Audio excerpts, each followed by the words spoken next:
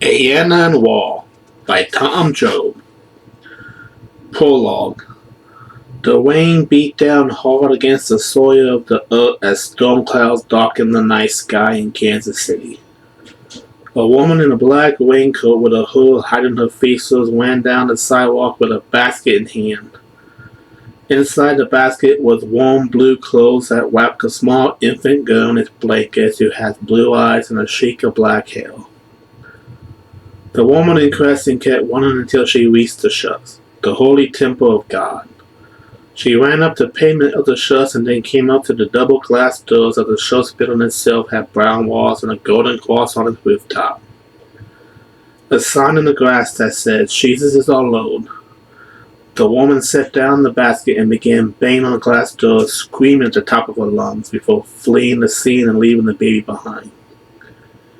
A man with short brown hair, beard, and brown eyes, dressed in black priest robes, answered the door.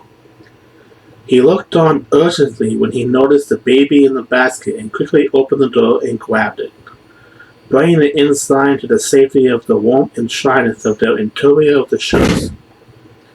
He held the basket tightly as he entered into his office and placed the basket on his front desk. He noticed a wet envelope on top of the baby blankets and he opened it. Reading its contents, his eyes were widened in great surprise as he looked down to the infant girl and saw that her blue eyes were burning like a fire. Chapter 1. 18 years had passed since the woman left her infant daughter on the doorstep of the shrubs. That child became a young woman named Ayanna Kaktas, with long black hair down past her shoulders and blue eyes. Dressed in a white tank top with blue sheen black shoes and a blue sheen jacket over the tank top. She sat at the back of the church's sanctuary as her father, Paul Kaktas, spoke to a small gathering of believers at the church. While Father Paul continued to preach his sermon, Ayanna was feeling sick and weak. Knowing she was about to hurl, Ayanna quickly left the sanctuary and passed the entryway of the church and out the door just in time to fall hands and knees into the grass and throw up. An elderly couple were walking by headed for the church's glass doors when the old man noticed Ayanna. "Are you all right, miss?" he asked. Ayanna offered a thumbs up as the elderly couple merely went on their way inside the church. Ayanna then stood up back to her feet and wiped off her mouth before heading in the opposite direction of the church. Father Paul said whenever she got sick to simply return home and wait for him. Luckily for her, home was literally right up the hill from the church building where Father Paul preached. Ayanna hiked up the hill and entered her home, placing her sheen jacket on the nearby coat hanger by the entrance of the living room and making her way into the kitchen. From there, she grabbed her some soda out of the fridge and sat down at the kitchen table. A few hours later, the front door was opened and Ayanna would hear footsteps. "Ayanna, are you there?" called out Father Paul's voice. "In here," answered Ayanna. Father Paul entered the kitchen and looked over to his adopted daughter. "How are you feeling?" he asked. "I'm okay," replied Ayanna. "How did the sermon go?" "Like all my sermons," said Paul. "Into the hearts of some and through the ears of others. But that's not important right now." Father Paul went over to the fridge and opened it up to reveal a chocolate birthday cake with a number 18 candle on top of it now lit. He lifted it up and held it in his hands while he smiled towards Ayanna. "Happy birthday, Ayanna," said Paul. Ayanna smiled. Paul then placed the cake on the table and Ayanna blew out the candles and the two began to have themselves some cake. A few slices later, Father Paul seemed deep and dark while Ayanna was still enjoying her cake. She then noticed the deep expression on her father's face. "Is something wrong?" asked Ayanna. "I have something I need to tell you," explained Father Paul. "Now that you're 18, I feel you're old enough to handle it, but I'm at a loss on how to present it to you." "I find that a direct approach works best," replied Ayanna. "As always," said Paul. Paul reached into his wool's pocket and pulled out a white envelope and laid it on the table. "It's from your mother," said Paul. "My mother?" repeated Ayanna, curious. Ayanna took the envelope and opened it, pulling out a piece of paper and unfolding it. "Dear Ayanna, it pains me that I will never get to see you grow up. Take your first steps, say your first words. But what I am doing is for the best, for I have committed a terrible sin. I have laid with a demon and now have given birth to a daughter. I know they will never stop until they've killed you. That is why I am leaving you to the arms of the just and Father Paul, with the hope that you will grow into a strong woman of faith and that your human soul will permit you to enter the kingdom of heaven. Be ever eyeful of the evil one, my love. I will always love you, your mother. The letter was enough to move Ayanna to tears at the revelation that she was part demon hurt her deeply. She looked towards Father Paul for comfort, but he was unsure what to say or do. It's not true, said Ayanna. Tell me it's not true. I'm afraid that it is, answered Paul. It's not true, shouted Ayanna. Ayanna threw the piece of paper to the ground and then left the kitchen. She grabbed her sheen jacket and put it on before leaving the house, ignoring the calls of her father to come back. This revelation couldn't be true. She couldn't be part devil. She couldn't be. Chapter 2.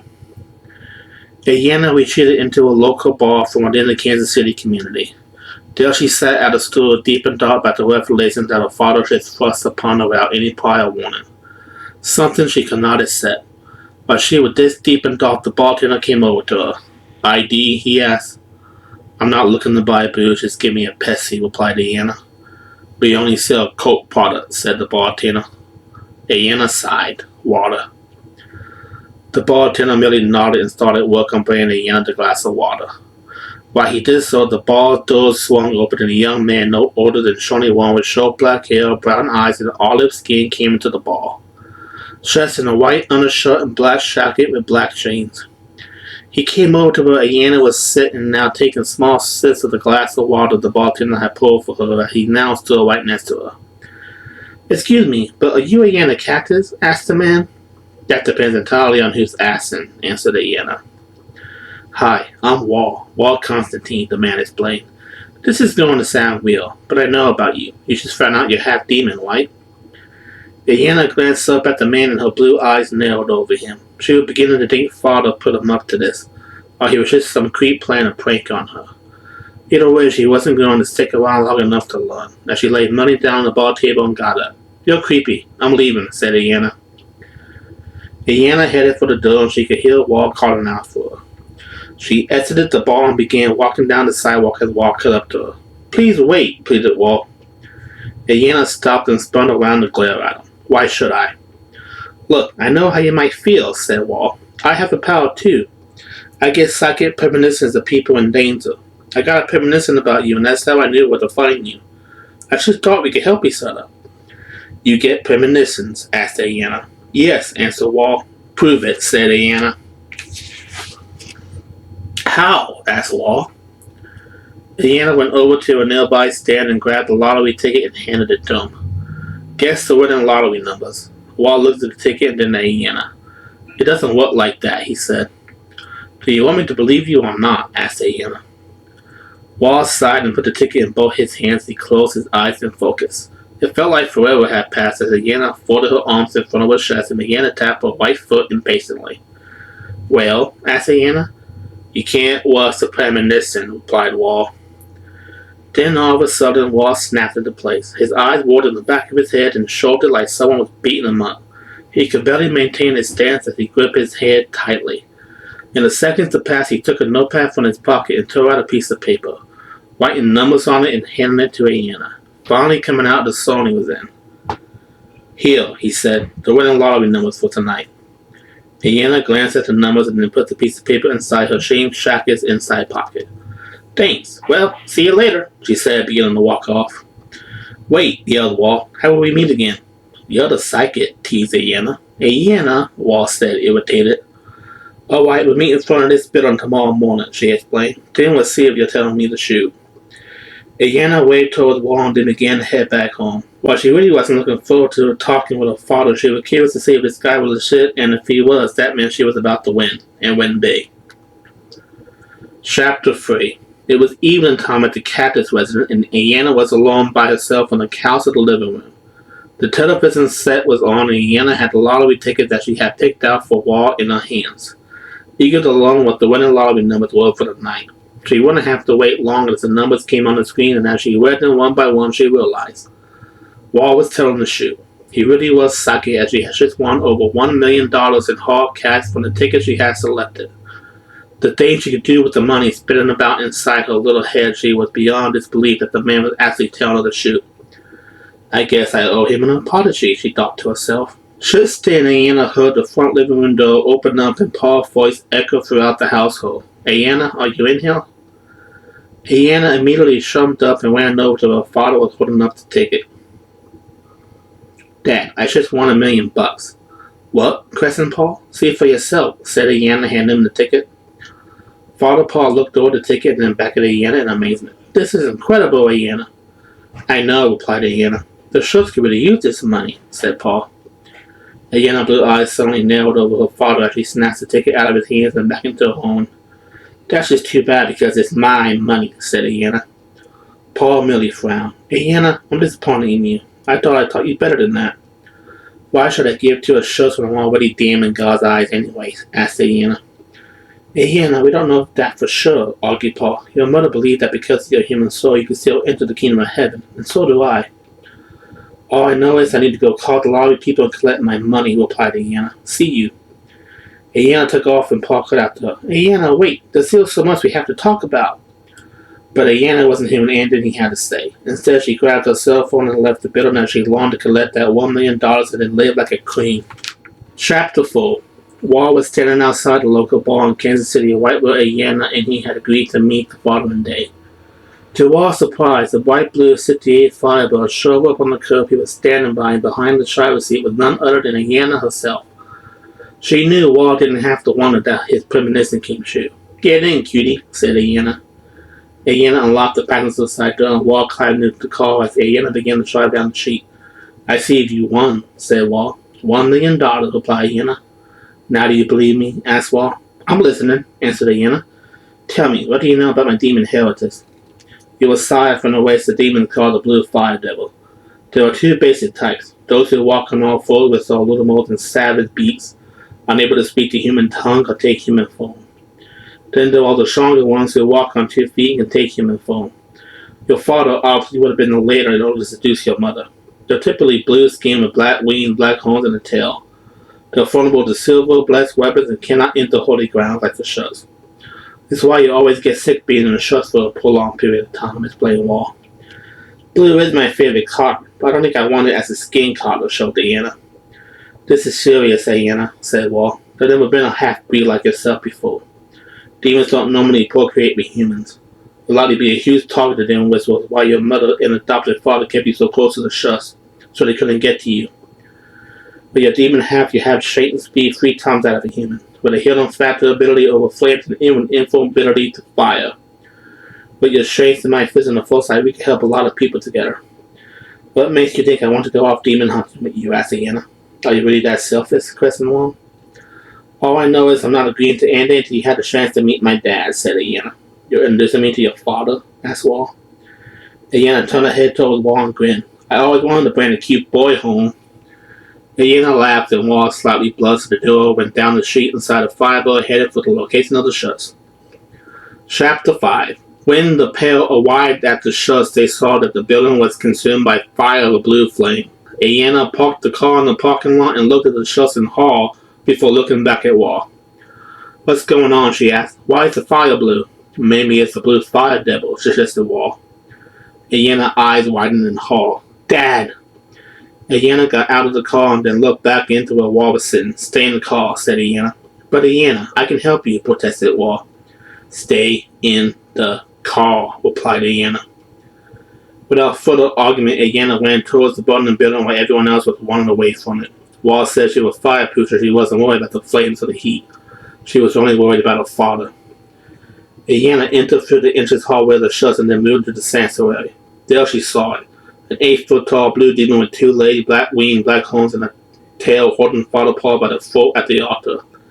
Dad! Shouted Ayanna. The demon turned his head towards Ayanna and shot Father Paul. Ayanna went straight towards the demon, shouting, Stay away from him! But when she got close, the demon smacked her away with a single arm and she slammed into a nearby wall. The demon then flapped its wings and flew straight up to the rooftop, leaving a hole in the ceiling where it crashed through, disappearing into the sky. Ayanna crawled over to where her father was laying and picked him up over his shoulder before fleeing the Schultz and coming out to the front entrance of the Schultz. There, Ayanna laid him down and tried to revive him with CPR. "Come on, breathe," said Ayanna, but her father wasn't responding. Come on," Ayanna continued to yell, but still there was no response from her father as the beating on the chest and the mouth did nothing to revive him. Tears started to well up in Ayanna's blue eyes as she continued to push into his chest. "Please, breathe," she cried, but it was too late. Father Paul was dead. A few minutes passed as firefighter came onto the scene to wash out the fire while an ambulance came to put Father Paul on a stretcher and haul him off to the hospital. Ayanna stood by her firebug when one of the paramedics came to her. "I'm sorry, but he didn't make it. We'll do everything we can," he told her. Ayanna only nodded, feeling like if she so much had turned her head away from the most that would overtake her. The paramedics began to make their lead with walking up to Ayanna. "How are you doing?" asked Wall. "How do you think?" replied Ayanna. "I don't understand it. You said that the blue fire that was coming into the shut, so how was this one able to?" "The strongest of the waves can enter holy ground for a short period of time, but at great risk. Someone went through a great deal of trouble to assassinate your father," said Wall. Tears started to slide down Ayanna's cheeks as she looked over the Wall with a newfound determination etched onto her young face. "I'm going to find him, Wall. I'm going to find the son of a bitch that killed my dad, and when I do, I'm going to kill him." Walker said nothing in response as he merely looked at Ayanna with a stern expression on his face. He knew she was serious and not for good or bad. She was now on the demon hunting chain as she entered to a firebug. "Where are you going?" asked Wall. "I'm going to follow them to the hospital," replied Ayanna. "They may have some questions." "Want me to tag along?" questioned Wall. "No, I need to be alone right now," said Ayanna. Wall respected her wishes and Ayanna started up her firebug engine and drove out of the parking lot of the now burnt down church and followed the paramedics to the hospital. Whatever happened next, one thing was for sure. Ayanna was forever changed. Chapter 6. Ayanna shopped a single red rose onto the casket of her late father Paul Kaktas as they lowered him down into the earth where he would rest until the last day. Ayanna was dressed in all black and lowered her head with a somber expression on her face as people from the churches gathered to say farewell to Father Paul. Ayanna had said a few words about her father, the only man she ever really knew. She even announced that she would use the lottery winnings to rebuild the church, with an applause from the people there. They were so proud of the woman Ayanna had become, and yet she felt like such an utter and complete failure. She couldn't save her father's life. She couldn't even lay a scratch on the demon that did him in. When the burial was over, people went their separate ways, and Ayanna started to head for her firebird until she saw Walt Constantine off in the distance standing underneath a nearby tree. Ayanna gave him a sideways glance at first and then strode over to where he was standing. "Nice of you to show up," said Ayanna. "I wanted to pay my respects," replied Walt. "For a man you never got to meet," said Ayanna. "I heard a lot about him," said Walt. "That whole working together to fight demons thing, that's still on the table?" asked Ayanna. "It is," answered Walt. "But not phobie fins. We slay demons to help people, fight to go fight." "Who's we?" asked Ayanna. "Hunters," replied Walt. "What, do you think I was the only one?" "So, there's more of you," pondered Ayanna. "Not directly afflicted with me, but there are others who hunt demons," explained Walt. "The only thing I'm interested in is finding my father's killer," said Ayanna. "Where will you begin to look?" asked Walt. "That demon could be anywhere by now. Back in the demon world, another city, another state, another country. There's no telling where it could be." "Isn't that where you come in?" asked Ayanna, with the premonitions. "I can only take that so far," said Walt. "If I have to turn the whole world upside down to find this thing, then I will," said Ayanna, determined. Beginning to walk away towards her car, Walt always began to falter. "You'll need weapons and ammunition," said Walt. "Silver and blessings, I'm guessing?" asked Ayanna. Walt raised a brow. No. Normal weapons like pistols and swords are more than enough to kill a demon. The silver and blessing, they are usually from people who try too hard." "All I need to know," replied Ayanna. Ayanna returned to her firebird and opened the car door and entered the driver's seat. She left the passenger side door open for Walt to climb inside as well. "Where are you going, Ayanna?" asked Walt. "Where else?" replied Ayanna. "A place that sells guns." Ayanna turned the keys into the ignition and started the firebird up. She knew she was the perfect place to search for weapons too, and once she had someone a person, it was time for payback. Chapter 7. Ayanna and Walt drove down the main highway until they came to an old pawn shop in the city. They both got out of the fiber and entered the old pawn shop with its white walls, gray floors, and glass cases to the right, left, and forward directions from the main entrance. Onward was a gun case with rifles on the walls. Behind where the man behind the counter was. A tall, older man with short white hair and blue eyes and a massive white beard. Dressed up like a biker. Ayanna knew him for the shots and smiled towards him. "Hi, Al," said Ayanna. "Hey, sweetheart," replied Al. "Sorry I couldn't make it to the funeral, but I couldn't find anyone to cover my shift." "It's alright. I know you were there in spirit," said Ayanna.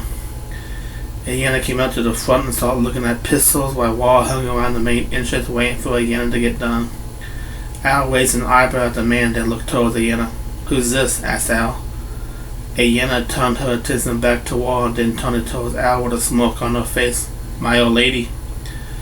The two shut a laugh as Wall tried to hide his irritation of being called old lady. Ayanna and Al, however, went straight to business, giving him no mind. "What can I do you for?" asked Al. "I'm looking for weapons," answered Ayanna. "Searching for anything in particular?" questioned Al. "Pistols," said Ayanna. "I got just a thing for you," replied Al. Al opened up the case and pulled out a sleek black Beretta and laid it on top of the glass case. "Beretta Model 92, began Al, "capable of firing 9mm and 40 S&W ammunition, perfect for beginners." Ayanna grinned brightly as she took the pistol and held it in her hand. "A perfect fit." "I want one more," said Ayanna. "Digging the dual pistol style?" asked Al. "Alright, you're a big girl, and I'm sure you can handle this next one." Al opened the case again, and this time he took out a lost silver 50 caliber Desert Eagle and laid it on the top of the glass case. "I bet you know what this is, don't you?" asked Al. Ayanna's eyes lit up like a little kid receiving cotton candy. "The Desert Eagle. I remember times you came by with your dad and you've always been drawn to this gun. I'd say now is the perfect time for you to get acquainted with it," said Al. "How much?" asked Ayanna. "$500 each," replied Al. Ayanna dug into her pockets and took out $1,000 and laid it on the glass case for Al. Al grinned as he counted up the money and put it in the cash register. He then provided the holsters for the pair of guns that Ayanna strapped them both to her waist as she headed out with Wall. "Now where do we go?" asked Wall. "Back where it all began," answered Ayanna. "The shuts." "Why back there?" questioned Wall. "Isn't it obvious?" replied Ayanna. "I'm hoping you'll get a premonition of where the demon went after the fire. We can have the heading." "I can't promise anything," said Wall. "It's at least worth a try," replied Ayanna. "By the way, shouldn't you be considering those things?" asked Wall, pointing to the two pistols now on Ayanna's waist. Ayanna only grinned. "Don't have to. Kansas has an open carry law. Let's go." "Since when?" asked Wall. Ayanna said no more as the pair entered into the firebird and headed off where it indeed all began. For Ayanna Kaktas, the holy temple of God. Chapter 8. Ayanna and Wall arrived at the site of the burnt down shuts. Construction only hasn't begun yet, and with Ayanna's house being right up the hill, nobody would think twice about her making a pit stop at the ruins of the temple. Ayanna parked the Firebird in the law's parking lot and climbed out the car with Wall at her side. The sight of the ruins still pained her even to this day. The Shuts had been her one and only home for her entire life, where she made her friends, where she learned more about the Bible than American and world history. Father Paul taught her everything she knew about God and the Bible and about the world. Now that he was gone, she didn't know what to do or where to go, other than follow the being that took him from her. "Here it is," said Ayanna after a moment of silence. "Try to see if you can pick up anything." Wall stood there for a moment staring at the burnt ruins of the Shuts before looking back at Ayanna. "It hurts you being here, doesn't it?" he asked. "The Shuts was my home," answered Ayanna. "The only place I ever knew, and Dad was the only real man I ever known. Both of them being gone leaves a huge hole in my heart." "But you're using your money to rebuild the Shuts, aren't you?" asked Wall. "So not all is lost." "I'm rebuilding it, yes, because that's what Dad would have wanted, and it's what the Shuts members want, but it won't be the same. Because of that monster, it would never be the same," said Ayanna. For the first time since he met her, Wall noticed the blue flames that burnt inside her irises whenever she was angry. It was just a subtle thing, yet hard to measure when close enough, an aspect of her abilities being part devil. Wall said nothing more to Ayanna as he walked over among the ruins and started touching it to see if he could get a premonition as to which direction the blue fire devil could have gone. It was a careful plan by Ayanna to use his abilities for this, but there was no guarantee that it would succeed. Without it, Ayanna knew she would have to turn the earth upside down and inside out to find the demon that killed her father. Whether it was going to the east coast, west coast, or all points in between. Whether it meant leaving the country and going across the pond to the other countries and continents in the world, then that is what she'll do. And if she had to enter the Mount of Hell itself, she was going to find that demon and make it pay. Suddenly, Ayanna noticed the shock that Wall made whenever he had a premonition. His eyes went into the back of his head, and he shook like he was having a seizure. Ayanna went over to him and held on to him to keep him from falling down to the ground. When Wall finally came to, Ayanna looked at him with a serious and urgent expression etched onto her young face. "What is it?" she asked. "What did you see?" "There's a blue fire devil out at the Legends," answered Wall.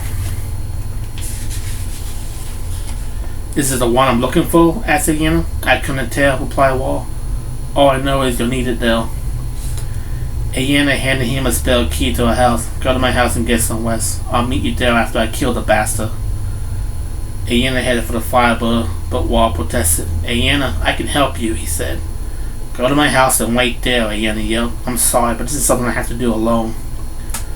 Ayanna would say no more, and she entered behind the driver's seat of the firebird and started it up, driving out the parking lot and onto the main highway for the Legend, leaving Wall in her rearview mirror.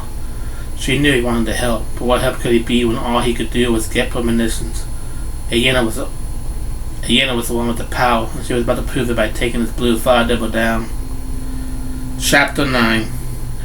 Ayanna finally arrived at the Law's Legends outside mall, which had many shops interconnected with each other and a theater up north with a water fountain at the center of the main entrance. As Ayanna was coming forward, people were running in the other direction as finally she saw it. A four-legged blue demon with black wings, black horns, and a tail rustling through the garbage as people fled. The demon went through the trash can like it was made of tissue paper and then turned around to the direction where Ayanna was standing and growled at the woman. "Damn, you're one ugly motherfucker," said Ayanna. The demon charged at Ayanna, and Ayanna quickly shoot her beretta in both hands and fired on the demon. The bullets connected with his head and upper body before Ayanna rolled to the right out of the way of his lungs and fired more bullets on the backside of the demon. The blue fire devil rolled and turned around, running at Ayanna again. Ayanna kept ejecting the bullets towards the demon's flesh as the demon stood up on his hind legs and swiped his razor-sharp claws towards Ayanna, knocking the beretta out of her hands and tackling her to the ground.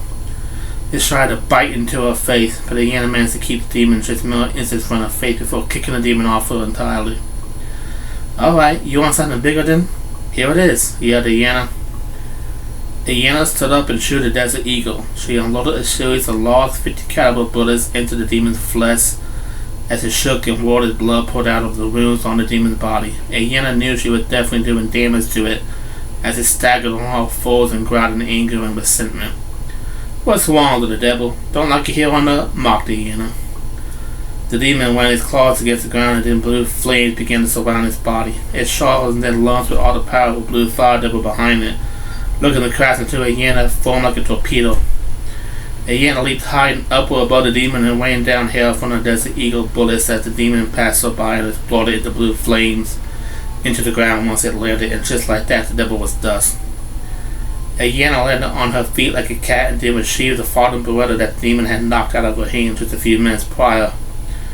As she ejected herself, Ayanna saw that there was nothing left for the blue fire devil, which meant there was nothing left to give her an indicator on where to find the real blue fire devil that killed her father. She cursed underneath her breath. She put the weapons away and walked back towards the firebird. As she walked, the yellow taxi was a well sight in Kansas City pulled up, and Walt constantly climbed out the back of it. "Are you okay?" asked Walt. "I thought I told you to stay at the house," replied Ayanna. "This may come as a shock to you, but you're not my boss," said Walt. "Are you alright?" "I'm fine," said Ayanna. "More than what I can say for the demon, though." "You killed it?" asked Walt. "It killed itself trying to kill me," explained Ayanna. "For a first-time demon hunter, I say that I did alright." "You need to be more careful, Ayanna," said Walt. "You may be half-devil, but the demons you're chasing after are pure-blooded demons. They'll be stronger and faster than you because of their bloodline." "I'm not worried," said Ayanna. "What do we do now?" asked Walt. "We search for the demon that killed my dad," answered Ayanna. "Even if I have to travel to each city, state, and country to do it." Ayanna headed inside the driver's seat of the Firebird as Wall sat on the passenger side. "And where will you start?" asked Wall. "East," answered Ayanna, starting the engine up and driving forward.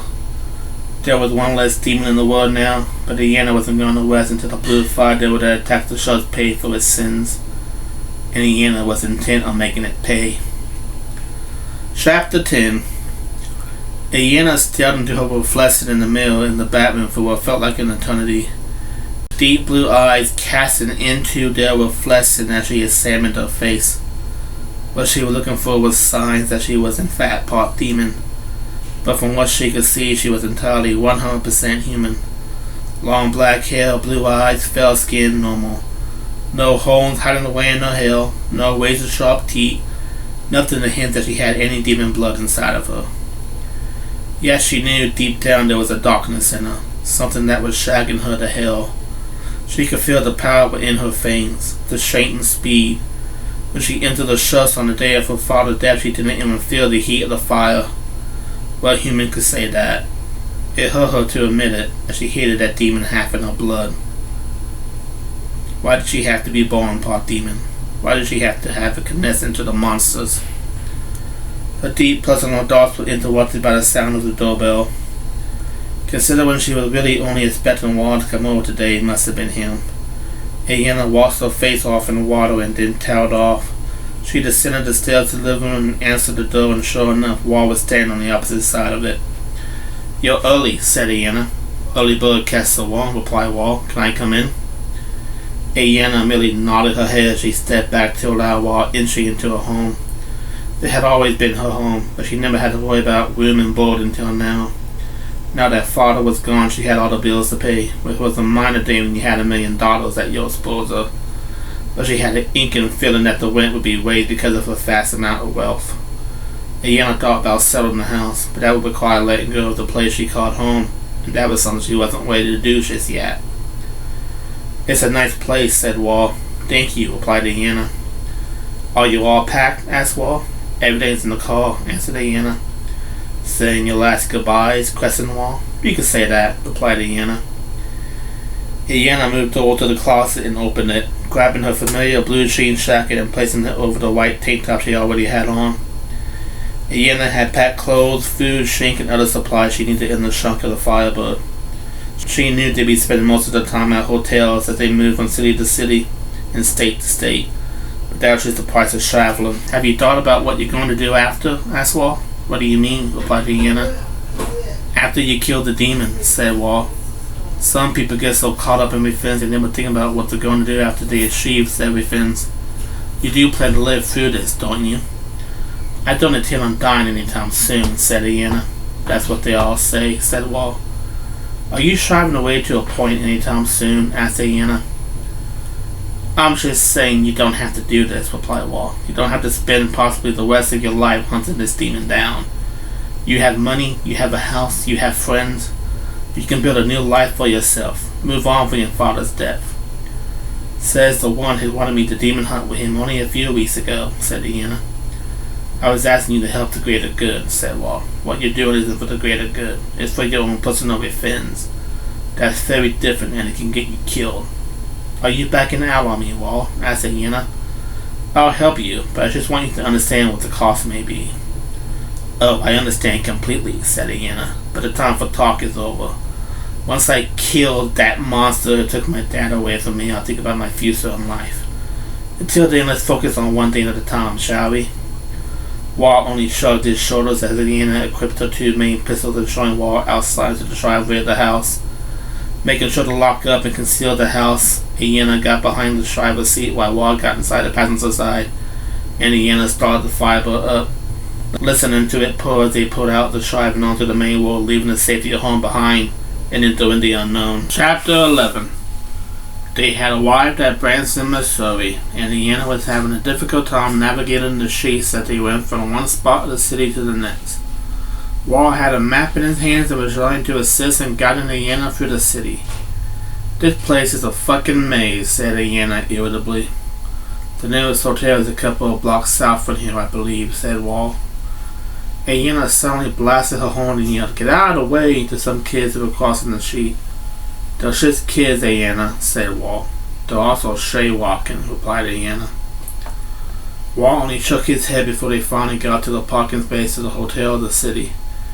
The two climbed out of the fireboat and entered into the hotel lobby, which was a large room with white walls, white ceiling, and gold-yellow floors.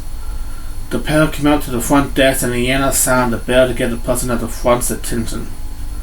"Hello, what can I do for you today?" asked the rather short man in red. "Room for two," replied Ayanna, laying down plenty of cash to pay for it from her wallet. "Coming right up for the nice couple," said the bellhop. Ayanna and Walt looked at each other and then back to the man, shaking their heads. "Oh no, we are not a couple," said Ayanna. "Not at all," said Walt. "We're business partners," added Ayanna. "Of course," said the man with a smile as he gave them the keys. "Room 207. Have a nice time." Ayanna and Walt headed over to the elevator as Ayanna tried to laugh off the man's assumption that they were dating. "Can you believe that?" she asked. "You and me a couple? What a world." Walt said nothing further as the pair entered the elevator and went up to the second floor where room 207 was. Ayanna used her key and they entered a beautiful room with red and gold carpet, white walls, and 2 beds and 1 bathroom. Ayanna set her stuff down as Walt went to a table and got out his laptop. "What are you up to?" asked Ayanna. "I'm going to see if there have been any reports of demon activity in the area," answered Walt. "Did you just report that kind of stuff on the net?" asked Ayanna. "Not up front, but there can be some chain reporting that indicate demonic activity," said Walt. "Either way, I might be able to find your demon this way." "Net away," said Ayanna. Ayanna was tending to herself as Walt surfed the web for any information on demons or demonic activity.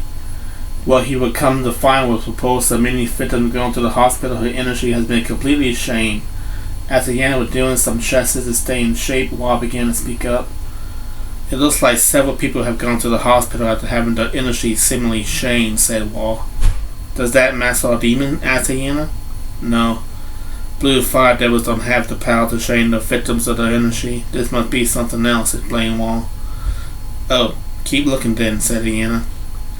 Walt narrowed his eyes at Ayanna. "Ayanna, we can't ignore this. Besides, the more demon busting you do, the more experience you'll have for when you finally do face the demon that killed your father." Ayanna let out a sigh but knew that Walt was right. They couldn't ignore this. Ayanna put her shade jacket back on her back and then placed both her Beretta and Desert Eagle in their holsters.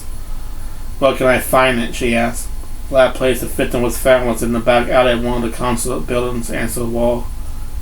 "I would say start there and look for clues." "I'm on it," said Ayanna. "If you get a premonition on the matter, text me." "I'll be sure to," replied Walt.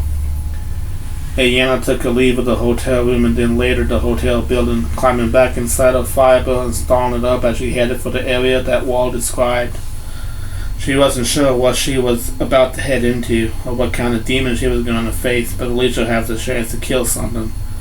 And Walt was right. The more experience she gained hunting demons, the easier to kill that matters would be. Chapter 12.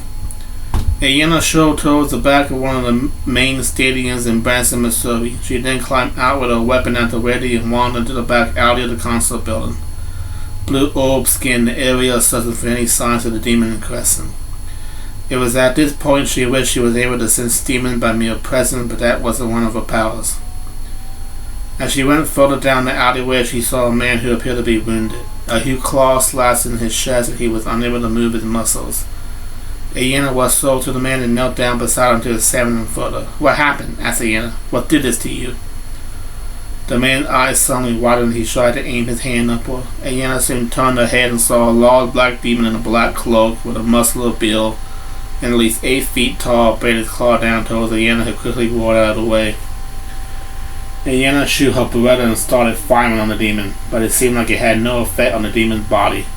The demon roared and charged at Ayanna again. Ayanna tried to move out of the way, but it felt like the demon defied the laws of nature by appearing and attacking her at impossible angles within the alleyway. Ayanna then shoot her Desert Eagle and fired at it in the chest, leaving a large hole which it was soon regenerate from and keep coming at her. Once the demon had Ayanna cornered, it opened its mouth and began to strain her for energy. In that moment, Ayanna was reliving her best and fondest memories that felt like a slice of heaven. but then nothing remained but the bad and terrible memories, ones of pain and hardship and harsh realities. Reliving the death and loss of her adopted father and the failure to fight off the beast that attacked him.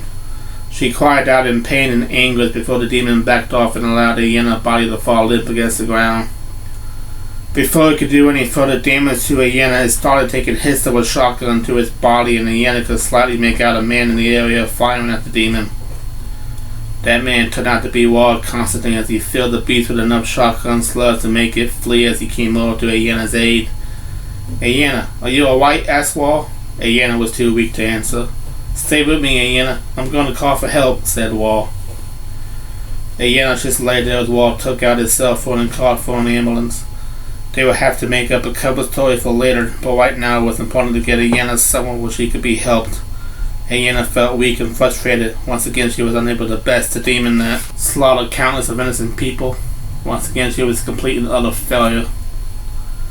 Chapter 13.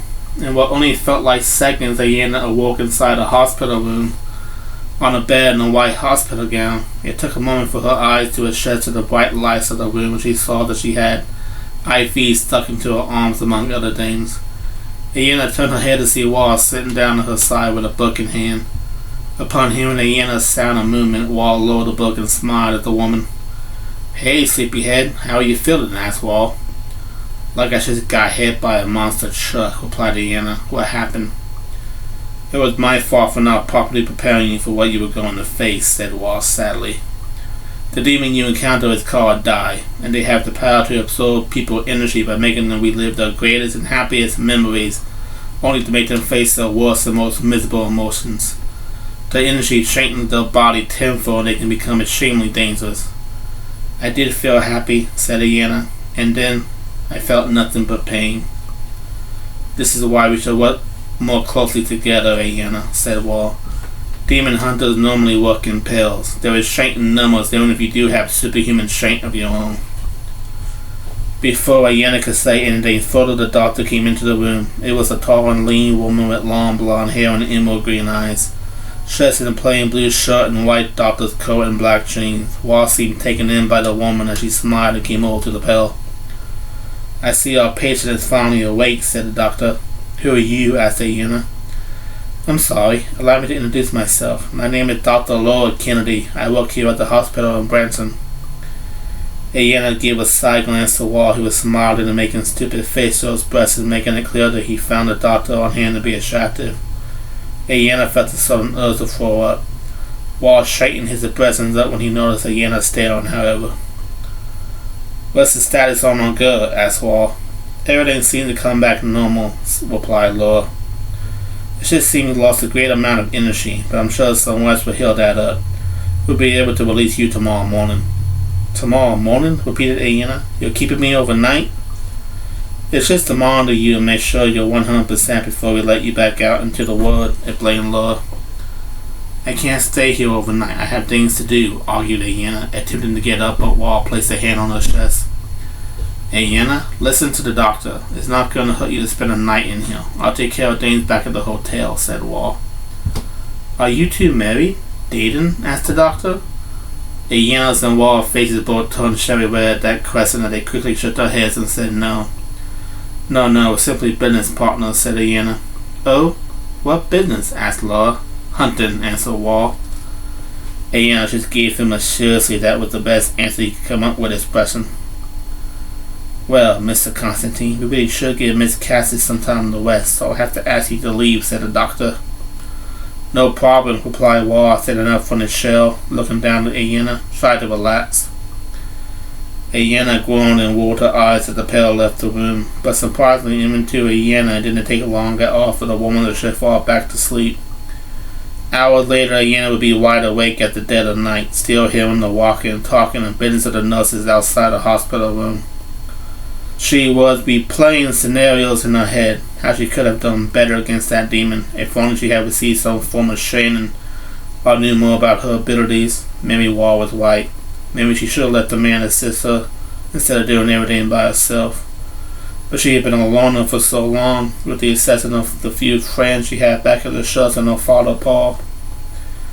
As Ayanna attempted to fall back to sleep to get this night over with, she would suddenly hear a scream of panic coming from outside her room. This snapped Ayanna into action, and she tore off the IV in her arms and stood up, coming outside her room to see none other than the guy that attacked her back in the alleyway. Straight the nearby nurse as everyone else were running and screaming to get out of the room. The demon then shot the nurse and looked over to Ayanna. "So, you came back to finish the job, huh?" said Ayanna. The demon roared and charged at Ayanna. Ayanna by mere instinct reached for her Beretta, but it wasn't there. Oh, right. Ayanna quickly roared out of the way and then spun around to face the demon that was coming back just as quickly as it had moved forward. Ayanna remembered its crazy movements from the previous battle and knew that it could defy all laws of physics. Go for it. Ayanna wished she could do that. Ayanna knew that she had no weapons on hand, so she had to use her abilities of being a half-blue fire devil. She dug in deep and lunged at the demon, knocking it out of the air and using her own strength to pin it to the ground. The demon was of equal mass to her strength, if not more powerful, so it was a struggle. The demon eventually kicked Ayanna off of it and got back up to a floating stance. Ayanna got back up to a stand and waited for the demon to come to her. She feared that its attacks were relying on that old-fashioned demonic speed and agility to guide her, and she looked for anything on the demon's body that she could use against it, but there was nothing. The demon eventually grabbed Ayanna and threw her across the hospital room. Ayanna got up and the demon was behind her, swiping its claws and cutting through her hospital gown and her flesh. Ayanna groaned and cried out in pain as she fell and rolled away from the demon. When it looked like the demon was about to get the upper hand on Ayanna, Ayanna felt a great power rise out of her. Suddenly, blue flames erupted from her body and flowed across it. When she got up, Ayanna could tell that the flames weren't harming her own skin, but would do massive damage to the demon in question. She gripped her fists and closed them tightly and didn't use her focus to guide the flames. When the demon came flooding back towards Ayanna, Ayanna released a massive blast of blue fire at the demon that engulfed its body and caused it to scream, melting away and being reduced to a pile of ash on the floor as Ayanna fell to her knees, breathing deeply. Ayanna wasn't sure what she had dug deep inside for, but it had apparently worked. The demon in question was now dead and many lives would be spared for just the monster's existence in the city of Branson. But Ayanna knew the real hunt was far from over. Chapter 14. The next morning, Ayanna was discharged from the hospital and given back her regular clothes. When she asked what they did with her weapons, they told her that her friend had them. The nurses there didn't know what to make of what they saw the previous night, so they did what any regular person would do, not talk about it. But they were grateful deep down inside that Ayanna was there to help. Ayanna strode back to the hotel building where she and Wall had been staying and entered through the lobby and up the stairs to her room. She used her key to unlock the door and came in, closing the door behind her as she began to speak. "Wall, you in here?" she asked. The next thing she saw was Dr. Laura Kennedy laying on her back, naked, under the sheets of one of the hotel beds. As the blonde doctor gasped at the sight of Ayanna entering the hotel room. "Doctor?" questioned Ayanna. Then she saw Wall sitting up, also naked underneath the bedsheet. As his eyes widened and he looked startled at Ayanna being there. "Ayanna," declared Wall. "Oh my God," replied Ayanna. Ayanna couldn't believe what she was looking at. She was busy hidden in the hospital room fighting for her life against the demon that wanted her dead, and Wall was rubbing elbow with the first decent-looking woman he could get his hands on. "Where are my weapons, Wall?" asked Ayanna flatly. "In your chest or sure," answered Wall. "Good," replied Ayanna, grabbing the pistols and putting them back in the holsters. "Oh, don't mind me. Go back to doing what you're doing." "Ayanna, wait," said Wall as he stood up using the sheets to cover him. "You better put some clothes on before you speak to me," said Ayanna. "This ain't the Garden of Eden." Ayanna left the hotel room feeling kind of sick to her stomach what she just saw, but she tried to be surprised. Even a guy like Wall probably thought about sex all the time. She was surprised he never tried to hit on her with all the time they'd been alone together. Maybe she was a little shudderous that he was getting some love and she was getting nothing. Maybe just a little. Ayanna was almost out of call when Wall came out in his regular clothes and caught up to her. "Ayanna, wait," yelled Wall. Ayanna turned around and glared at him through narrowed eyes, crossing her arms in front of her chest and giving him a rather judgmental look. "Why should I?" asked Ayanna. "I can explain," answered Wall. "Oh, I'd love to hear it," replied Ayanna. "I invited her over for dinner and we were talking and laughing and one thing kind of led to another," said Wall. I'm in a hospital for a night and you screw my fucking doctor? Asked Ayanna. Come on, Ayanna. I like her, said Wall. Meanwhile, I'm busy fighting for my life against the demon that nearly did me in the first time, said Ayanna. Wait, it attacked you at the hospital? Asked Wall. Yes, answered Ayanna. Are you alright? questioned Wall. I'm fine, thanks for asking, she said sarcastically. I was able to kill it. You did? That's great. How did you? Fire, replied Ayanna. Fire? Repeated Wall, confused. I managed to show up some blue flame like the one that burned down the shirts and fuck it over. No biggie, said Ayanna. Ayanna, that's a huge deal, wailed Wall. It means you're starting to learn more about your powers. I'm just glad they came in handy when they did. Are you ready to head out now, or do you have to go say goodbye to your sweetie? Mocked Ayanna. I'm good, replied Wall. Let's go.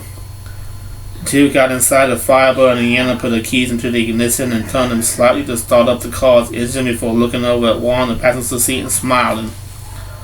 What? asked Wall. Slut, teased Ayanna. Ayanna, cried Wall. I bet you give it up to any good-looking boy that came along, teased Ayanna some more. Wall just looked away with his face turning red as Ayanna pulled out of the parking lot of the hotel and headed down the main ward of Branson. She wasn't eager to ever return to this town, but was more eager to see what the future held now that she had a new power and knew a little more about the threat that she was facing. Chapter 15. Ayanna and Wall had been driving for several hours before they finally reached their next destination, Chicago, Illinois, the Windy City. This was Ayanna's first time in Chicago, or anywhere really that was outside the Kansas City, Kansas area. There were far more tall buildings here than in Kansas City or Branson, and was far more busier than two former cities. Ayanna and Wall stopped at the nearest hotel building they could find and booked a room for two. While they slept in separate beds, it was easier for them to plan their next move staying in the same room, though many assumed they were a couple, much to Ayanna's irritation. I'm hitting the shower, said Ayanna as she removed her jean jacket, showing off more of her white tank top. Let me know if you find anything on the computer. Will do, replied Wall. Ayanna entered the bathroom, which had a single shower, and started to disrobe while Wall searched for any demonic or supernatural activity in the city. What he came across was an article that claimed somebody had poisoned the water supply in Chicago and that all was coming out of it with blood. It was a curious article, and then Wall realized what it meant as Ayanna was about to step in the shower. He quickly stood up and headed that way. Ayanna, wait! Ayanna's scream could be heard coming from the bathroom as she stepped away from the shower and used a towel to cover her naked form when Wall came in. Don't turn on the shower head, said Wall too late. Why is there blood coming out of the shower? Asked Ayanna, startled. I was just reading a news article online claiming that somebody poisoned the water supply of the town, explained Wall.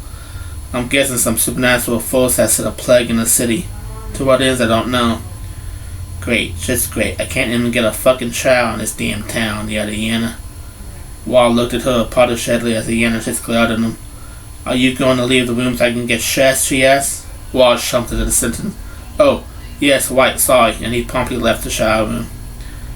Ayanna got dressed and came back out to get her pistol. So, where do I begin searching for answers about this blood plague, she asked. The city main watering supplies, I suppose, answered Wall. I put a GPS on your phone so you should be able to find it easily. Ayanna placed both her Beretta and Desert Eagle in the holster and headed for the door. Be sure to find out just what kind of demon could have caused this, said Ayanna. I'm not going in blind again. Don't worry. I'll contact you as soon as I come up with something, replied Wall. Ayanna nodded her understanding as she left the hotel room and later the hotel building, getting in her Firebird and driving off for the main water supplies of the city. Whatever did this today was about to pay for preventing Ayanna from getting a hot shower. Chapter 16. Ayanna searched high and wide throughout the city of Chicago, looking for any signs of who could have poisoned the city's water supply and turned it into blood. She looked at the main water system. She went east and west, north and south, but she was unable to find any clues or hints as to who. So, Ayanna did the one thing she used to always do when she was lost and unsure of where to go. She went to the local shops. The local shops building was large and yet empty, for it was a weekday in the late afternoon and nobody was coming to the temple at this time. but the doors were open. So Ayanna walked along the sanctuary in between two rows of pews and sat down in the front pew looking up at the altar. Ayanna knew she could only spend so much time inside this building before she got sick, but being inside the house of God, which she had known since childhood, gave her a sense of peace, and it reminded her of the father she lost. I will lift up mine eyes unto the hills, from whence cometh my help. My help cometh from the Lord, which made heaven and earth. Ayanna turned her head to see a man in black priest robes approaching where she was sitting. He had short black hair and a black pointed beard with dark brown eyes. He came up to the side of where she was sitting and smiled down at Ayanna, who in return smiled up at him. He will not suffer thy foot to be moved. He that keepeth thee will not slumber, added Ayanna.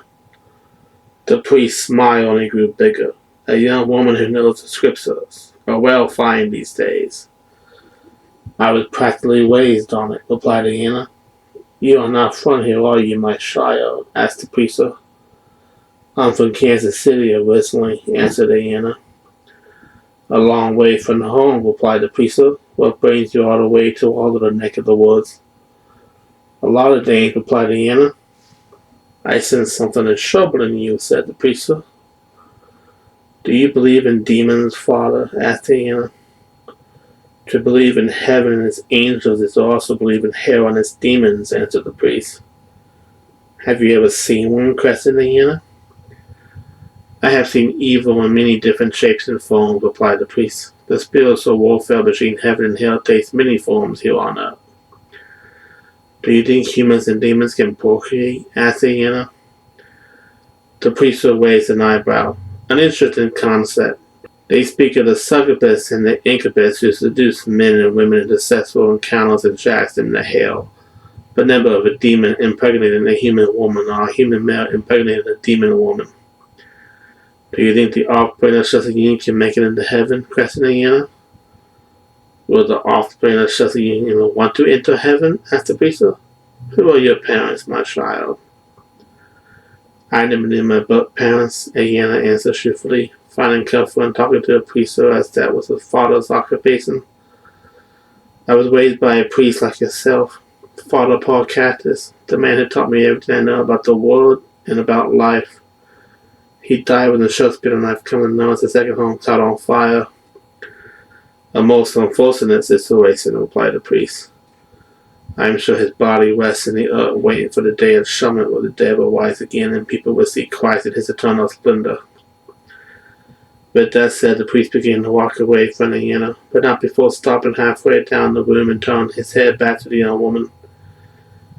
You know, there was a woman in the Catholic monastery who speaks of a similar story to yours, one about leaving her child in the care of the local trust and then fleeing here to Chicago. I'm no expert, but maybe visiting just a woman might be beneficial to you. Her name is Lady Denise. I leave you in peace. Ayanna watched the pastor leave the room and out into the entrance hallway of the church as she pondered on what he had just told her. A woman who left her child in the care of the church and fled here. A story so similar to how she ended up at the church back in Kansas City. Could it be the same woman? Could her mother still be alive? Chapter 17.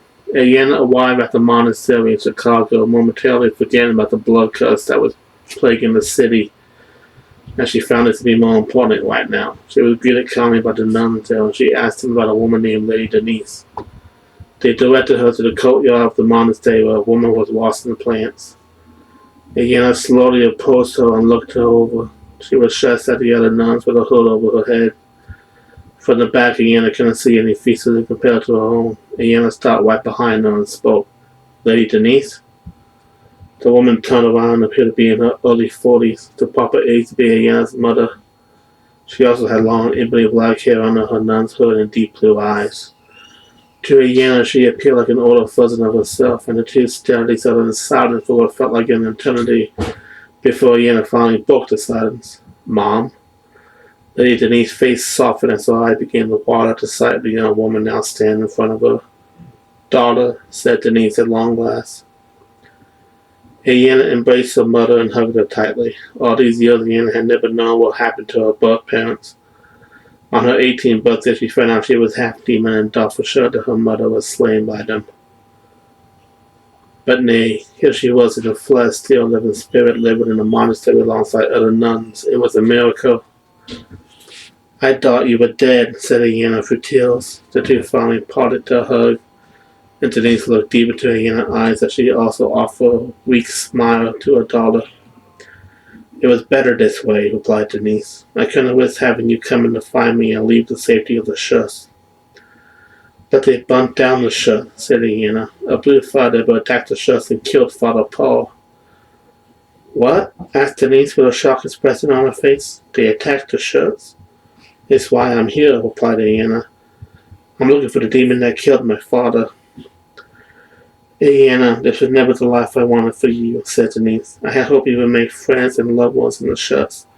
Find yourself a husband and have children, not become a demon hunter. Things don't always go according to plan, now does it, said Ayanna. How come you never try to see me, to get in contact with me? I thought it would be safer if you thought I was dead, answered Denise. The blue fire devils wanted to kill you when you were born. It was your father who told me I should leave you with the shuts for your own protection. My father? Repeated Ayanna. Who is my father? A blue fire devil of great honor, replied Denise. He lost that honor for sleeping with me. Now he wanders as a world demon unable to enter hell and unable to surely live in peace in the human world. He claims to love me, but I know he is just a devil. I show him the monastery to be protected from him and the other demons who will see me dead. So it's true, my father is a demon, said Ayanna. But you're still part human, added Denise. Ayanna, how did you even know where to find me? The priest at the partisan trust said there was a woman here whose story was similar to my own, explained Ayanna. He led me here. At the partisan trust, repeated Denise, her face suddenly shifted that of horror. Ayanna, you have to go. You have to leave. You can't be here. What do you mean I have to go? Asked Ayanna. What's wrong? I don't have time to explain, replied Denise. You just have to go now. What a beautiful family reunion, said a male voice that Ayanna recognized. Ayanna turned and saw the pointed-billed priest from the partisan church alongside a male in surgical clothes and a white surgical mask, with locusts flying all around his body. The two stood there staring at the two ladies, the priest grinning a demonic grin as Ayanna looked on confused. What's going on? Asked Ayanna. What's the matter, my child? Asked the priest. Don't you recognize your dear old dad? Fane, said Denise. How are you even here? I can't withstand holy ground long enough for this moment, answered Fane. Fane, replied Ayanna. You're my father? Yes, replied Fane. I know that approaching you as a priest would be the best way to get you to do what I wanted. My associate here is a plague demon. He's responsible for the blood plague in the city and will bring upon the other plagues that each at my command. We'll reduce this city to a pile of dust and plunge it into darkness. You can't, yelled Denise. What do you want with me? Asked Ayanna. Isn't it obvious? Asked Fane. I want you to show me rule by my side. We can be father and daughter.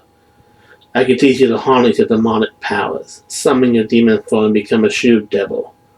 Your adopted father, Father Paul, he was holding you back from your true potential. You're unique, Ayanna, for there has never been a hybrid like you. Part demon and part human. Bo wastes his spirit, but I do not. We can become a powerful duo. How do you know about my father? Asked Ayanna. You never even met him. On the contrary, my dear, I have, replied Fane. Fane waved his hand over his face, and in the seconds that passed he fulfilled his true form to Ayanna and Denise. He was now an 8-foot-tall blue demon with 2 legs and 2 arms, black horns upon his bald head, blue eyes and white teeth, large black wings upon his back, and a blue tail with a black tip, as well as blue bell feet with daggers for nails. Ayanna recognized his demon form instantly as the blue fire devil who killed Paul back in the shuts in Kansas City. You, Ayanna yelled angrily, shawing her brother and aiming it at Fane's head. The plague demon stepped forward and stood between Fane and Ayanna as Fane only chuckled. Don't be foolish and give your heart to a Finn daughter, said Fane. Father Paul was holding you back, so I killed him to liberate you and free you from the restraints of the shuts. Now look at you, a strong, young, capable woman who can slay both demon and human. You're stronger than ever before because of me. Show me we can take this city and later this world. I would never show you, said Ayanna. You are not my father.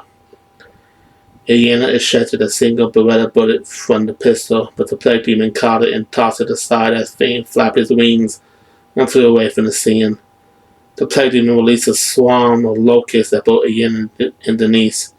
As they waved their arms about to bat them away, Denise grabbed Ayanna and fled with her. The plague demon waved his white hand and blotted out the sun into darkness.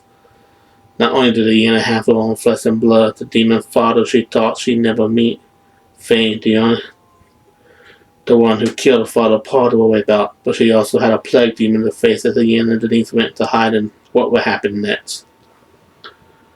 Chapter 18.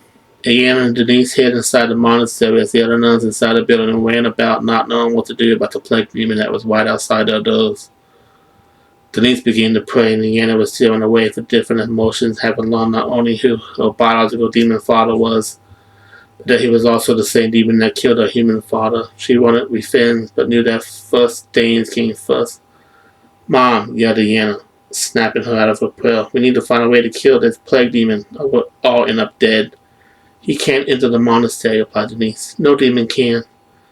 They can, Mom, said Ayanna. Fane was able to enter the shops back in my home. You don't think this guy can bust in here any minute and start picking off nuns? You're wrong. If God can't save us, then who can? Asked Denise. If God wanted you all to die, he wouldn't have sent me to you, answered Ayanna. I'm going out there. Ayanna, no. A mother shouldn't have to bury her daughter, said Denise. You won't have to, replied Ayanna. Trust me. Denise looked upon her daughter in fear and concern, but seeing the wall of determination in Ayanna's eyes, the blue irises that burned like a blue fire, Denise knew she could trust her daughter. Denise nodded her head, and Ayanna shoot her Beretta once again and left the safety of the monastery and returned to the courtyard. The plague demon was stalking the area as Ayanna came out to the open and called out, Hey! The plague demon turned around and faced Ayanna. If you want to plague somebody, then try plaguing me, said Ayanna. The plague demon off his back and released a terrible black spirit from his chest. The dark spirit wore a cloak and held a black death sight. It appeared like the Grim Reaper himself, and Ayanna did remember the scriptures. Death for the firstborn, Ayanna mount. The Reaper spirit pulled back on his sight and brought the blade down for Ayanna's head. Ayanna walked out of the way and then looked forward towards the plague demon. She knew that she couldn't fight the evil spirit. She had to take the fight to the demon that summoned it. She charged forward toward the plague demon and fired with her Beretta, but the locusts that surrounded the demon like some form of body armor took most of the bullets for the demon. The fire fell from the sky, and Ayanna was afraid of that as well, by raising her desert ego and firing even more powerful shots towards the demon. All while still afraid of the evil Reaper spirit that was trying to take her young life. You can't have this monastery, yelled Ayanna. You can't have these people. The plague demon then roared and shot at Ayanna. The two got into a grappling contest, Ayanna digging down deep to summon her superhuman strength, while the pure-blooded demon summoned his. Ayanna knew that being a hybrid meant she wasn't as strong as the pure-blooded demon, but she wasn't about to play the plague demon in his scheme. She was going to make him play hers. Blue flames were summoned across her flesh and then exploded between them. The impact behind the explosion was enough to knock Ayanna onto the ground, while the plague demon was knocked backwards into a wall. Blue fire consumed his flesh. He cried out in pain and agony, and Ayanna got up to her knee, watching the plague demon burn and burn like a fire was from the fires of hell. The demon was reduced to acid, and later the evil spirit vanished in the thin air, and the darkness was removed from the sun. And the sun yellow rays once again shone down on a late afternoon. The plague demon was dead, but there was still one more demon left to deal with. Denise and the other nuns came out of the monastery, praising God for the return of the sun. Denise went over to Ayanna, and the two embraced each other in another woman-tight hug, as both were happy for the other to still be alive. Once they broke away, Denise smiled at her daughter. You did it, said Denise. The battle isn't over yet, replied Ayanna. Ayanna, no, do not engage Fane. He's too powerful, said Denise. You heard what he says, began Ayanna. He wants to reduce his city to ash. I have to stop him. For revenge, asked Denise. For peace, answered Ayanna. Denise frowned, and Ayanna gave her mother a kiss on the forehead before taking her leave. First, Ayanna needed to regroup with Ra and let him know what was going on. Then she had to find Fane and finally take the fight to the demon that took Father Paul away from her. the demon that was responsible for her fairy assistance. Chapter 19. Ayanna was driving down the streets of Chicago in her fireball in search for any signs of Fane when she damn near ran over a wall who came out of nowhere and got out in front of the fireball. "Wall," said Ayanna. "Ayanna, what the hell is going on? The sun was blotted out and now it's shining again," said Wall. "Get in," replied Ayanna. Wall got into the passenger seat and Ayanna told him everything that had happened. Wall was in shock and didn't know what to say as Ayanna searched the streets for Fane. "I can't believe I didn't get a premonition about this," said Wall. "If you want to get one now to tell me where I can find him, then by all means go ahead," said Ayanna. "Are you sure you can take him alone?" asked Wall. "I have to," answered Ayanna. "Damn it, Ayanna," snapped Wall. "No, you don't. Let me help you." Ayanna suddenly slammed on her brakes, and if it weren't for the seatbelts, he might have gone crashing through the windshield. Ayanna turned her head to glare at Wall.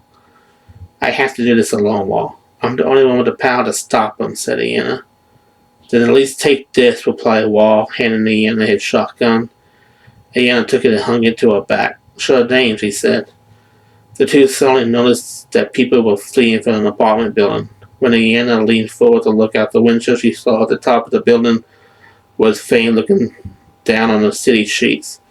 "There he is," declared Ayanna. "Be careful," said Wall. Ayanna nodded and then left the fireball and into the apartment building. Not trusting the elevator, Ayanna showed to ascend the staircase and came out to the top floor of the complex. She checked every single room until finally she came to a living room where Fane was standing by the window waiting for her. "It's good to see you again," said Fane. "I should have known a simple plague demon wouldn't be able to put you in the grave." Ayanna showed a shotgun and aimed it at Fane. "I'm here to kill you." "Kinslaying?" asked Fane as he took a shake from his glass. "That is frowned upon in our world." "Hell isn't my word," yelled Ayanna. "You're right," replied Fane. "You are not a child of hell. No, you are a child of You are from two worlds that belong to neither. A paradox in its simplest form. You should not exist, but because I lusted for human flesh, here you are. We're both the strength of humans and demons, plus their weaknesses. If you were not my daughter, then I would pity you." "Enough talk," said Ayanna before firing her shotgun slugs at Fane. The impact behind the shotgun blast was enough to knock Fane backward through the living room and crash into the sofa. But Fane stood up and laughed. "You still hide behind the weapons of man. You are more powerful than any weapon you can hold," said Fane. Ayanna blasted him again. This time he crashed through a wall. Ayanna fought him into the small kitchen and Fane stood up again. "Why do you refuse to embrace who you are?" asked Fane. "Summon your inner demon and attack me. Show the world that you are not human." Ayanna blasted him again. This time Fane fell right through the window and outside towards the ground. But before he could touch the ground, Fane was flooded into his blue fire devil form and flapped his wings, flying back up onto the top floor and through the huge hole now left in the window. "You show weakness with that weapon," yelled Fane as he grabbed Ayanna and launched her upward. Ayanna crashed through the ceiling of the room and landed on the rooftop of the building as Fane flew up and landed right next to her. He took the shotgun and snapped it in two before tossing it 2 halves away. "Show me your shoe, devil," commanded Fane. "I'm not like you," yelled Ayanna. "Who said you had to be like me?" asked Fane. "I merely want you to embrace your demon form." Fane grabbed Ayanna by the throat and then tossed her to the other side of the rooftop. Ayanna fell with the legs and grabbed the legs hanging from the roof as Fane stood over her. "Release your demon," shouted Fane. "I'd rather die," Ayanna shouted back. "So be it," said Fane. Fane stepped on the hands that were squeezing on the legs of the building to keep herself hanging there. He gave one good stomp at the foot and Ayanna lost her grip and fell several stories down towards the ground and landed right on top of the car. There she lay weak and defeated as Fane stared down at her form on top of the rooftop. Was this the end for Ayanna Kaktas? Was this the end of her war against the demon world? Chapter 20. Ayanna lay there flat on her back against the hood of a now shattered car, writhing from the pain. How the men did it in the action mirror she would never know, even though it was likely her demon half that kept her alive. Her spine felt like someone had whipped it out of her back. Fane looked down towards her in victory as Ayanna was unable to move them in her arms and legs. But when defeat seemed near, something incredible happened. All the hate, all the self-resentment for her inner self seemed to subside. A strange sense of peace overcame her. She knew this had to be done. In order to defeat the demon that had haunted us since Kansas City, she had to do the one thing she had refused to do all this time: embrace the demon within. Suddenly, her skin began to change color, shifted into a dark blue. Small black horns grew upon her head, hidden in the long, ebony black that was her hair. Followed by a blue tail, filling the sudden surge of power flowed through her veins, and Ayanna pounced up from her position and climbed up the apartment building that was in front of her. She climbed and leaped over Fane's head and landed behind him as the man turned to face Ayanna with a grin on his face. You finally decided to embrace the devil within, said Fane. Ayanna growled at Fane and then shot him head first, tackling him off the ledge of the apartment building as the two flung through the air, her white hand colliding into her biological father's face as he took the blows and flapped his wing to keep them in the air, landing on another tall building rooftop. As Fane kicked Ayanna off of him and the two got to their feet. Yet you still don't understand what it means, said Fane. I understand plenty, yelled Ayanna. Ayanna went forward in superhuman speed and shoved her hands through the chest of Fane. Blood now pouring on her dark blue claws. Fane withstood it and headbutted Ayanna, knocking her back as he grabbed her by the throat, lifted her up and slammed her onto the rooftop beneath her feet. If only you could grow wings, said Fane. As Fane had the palm of his hand around Ayanna's throat, Ayanna used her own superhuman strength to pry the hand away from her neck, and then sharp blue flames around her body, releasing a huge wave of fire toward Fane, who folded his black wings around his body and withstood the flames, then fired erupted from his own body and released a blast of his own, knocking Ayanna over. I don't think so, yelled Fane. You aren't the only one who can do that trick. Ayanna hopped up and then charged into Fane again, spit on him and knocked him off the ledge of the building. This time punching him in the face again and again. They fell several stories through the air and crashed into the street, leaving a huge crater in their midst. Ayanna then leaped off of Fane and stood ready as Fane stood up, his back facing Ayanna. Ayanna then charged at his wings and grabbed him, literally tearing his wings off his back as he cried out in pain. Ayanna threw his wings into the ground as Fane glared at her with pure anger and hate in his eyes. You bitch, he called as Ayanna growled back at him. Now we're even, said Ayanna. Fane and Ayanna collided into one another and then began to power with strength. Ayanna tried to wrestle with Fane, but Fane was much stronger, both as the laws of body and being a pure-blooded demon of a merely a half-breed. But Ayanna held her own regardless. Fane finally got the upper hand and brought Ayanna down to her knees. You may be stronger in its form, began Fane, but you still carry human blood that makes you inferior in the sight of our kind. I am a pure-blooded blue-fire devil, therefore I am stronger than you. You're wrong, cried out Ayanna. Strength isn't just physical. Ayanna rose up in an amazing feat, actually overpowered Fane if not for just one moment. She kicked him away and then closed that gap between them with more punches and kicks, swiping at his flesh with the razor-sharp claws on her hands, doing everything in her power and skill set to take the bigger demon down.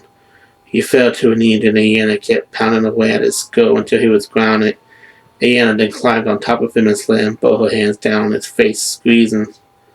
From there, Ayanna squeezed until Fane cried out in pain, and with a surge of power, Ayanna crushed his head into a blood splatter of bone and muscle, and his body exploded into blue flames. Ayanna stood up and walked as the body of her biological father, the body of this demon who killed her human father, the demon she has been after all this time, was dead. At this time, Wall had came out of the fireball and went over to where Ayanna was with concern in his eyes. When Ayanna saw him coming, she looked at her own hands and then retreated into the darkness as he came up on the scene. Ayanna, called Wall. Don't look at me, replied Ayanna. Her head down, she tried to hide the demon feces that had came out onto the surface. However, Wall merely entered the darkness with her and caressed her cheek, forcing her to look at him. You finally accepted who you are, said Wall, a smile passed on his face. I'm proud of you. Ayanna couldn't help but pull a little at the affection as the pale smiled. Do I look good in blue? Asked Ayanna. Better than I would look, answered Wall. The pale laughed, and in that moment of humanity, Ayanna's skin was flooded back to white. Her horns sank into her head, and her tail was flooded back into her tailbone, and she was once again human. Wall smiled deeply as he caressed her cheek again. Now there's the Ayanna I'm familiar with, said Wall. Ayanna touched her own face and in that moment embraced Juan in a hug. Not only had she accepted who she was, but she had finally avenged Father Paul's death and killed the demon that both gave her life and intended to take it away. She cried into his shoulders and wanted his best to comfort his hunting partner as the pair merely stood there on the ashes of a once powerful demon together. Epilogue. Ayanna returned to the main room of the monastery where her mother, Lady Denise, was working and caught her attention. Lady Denise came over to Ayanna and the two embraced each other in another warm, comforting hug before breaking off. "You're still alive," said Denise, relieved. "You don't have to worry anymore," replied Ayanna. "Fane is dead." Denise didn't know how to feel and react to the news. "He had plagued my life for years," said Denise. "I don't even know how to live without him." "Well, Lon," said Ayanna. "Won't you stay for a while?" asked Denise. Ayanna smiled apologetically. "I have to go, but I'll be back to visit. After all, I want to get to know my mother." Ayanna held on to Denise's right hand. Denise brought the hand up to Ayanna's cheek as she smiled at her daughter, obviously proud of the woman she had become. The two then parted ways, and Ayanna returned to the fire with a Wall waiting for her by the car's door. "How are you holding up?" asked Wall. Ayanna smiled in response. "I'm pretty great, actually." "What will you do now?" questioned Wall. "The demon that killed your father is dead. Your mother has been liberated, and you no longer need to hide from the protection of the Shus. Where does Ayanna Kaktas go from here?" "That I haven't figured out yet," answered Ayanna. "You know what I say," began Wall. "Fate isn't the only demon in the world. He isn't even the only blue fire devil. Nor that the only wasted demon out there. Nor there's just demons out there, but the rest of the supernatural world. A lot of people could still use our help if you're willing."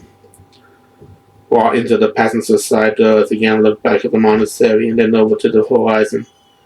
"Ayanna Kaktas, Devil Hunter," she said more to herself than anybody else. "Has a nice ring to it." Ayanna grinned and opened the driver's side door and got behind the wheel. She started the firebird up and the pair went down the main highway of Chicago, leaving the windy city behind, setting out towards their new future.